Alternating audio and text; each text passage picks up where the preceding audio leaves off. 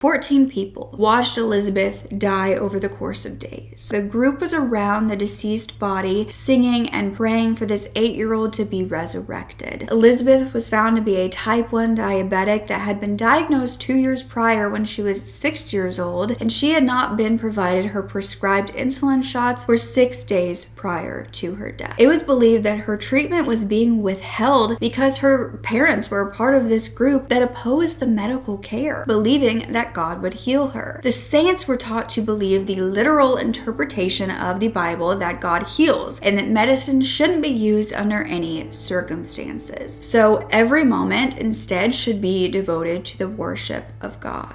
All the 12 persons arrested today were aware of the child's condition, were present during the course of those 6 days and did not take any steps to provide medical assistance to the child. July 9th of 2024, the 9-week trial would begin, and all 14 members of the Saints were facing the extreme court in Brisbane, charged with murder and manslaughter. But on February 26th, Jason was given 14 and a half years. Carrie, the mother, was given 15 years due to being on parole at the time of the death. And the leader of this cult, Brendan Stevens, was given a 13-year sentence with 80% of it to be served before he is allowed to apply for parole. Brendan Stevens' wife, Loretta, was given 9 years. Elizabeth's brother, Zachary, was sentenced to 6 years but will be eligible for parole in 3. And the remaining 9 members all received between 6 and 7 years in prison. Judge Burns told them, "You allowed your faith to blind you to her real plight. Elizabeth suffered a slow and painful death, and you are all, in one way or another, responsible."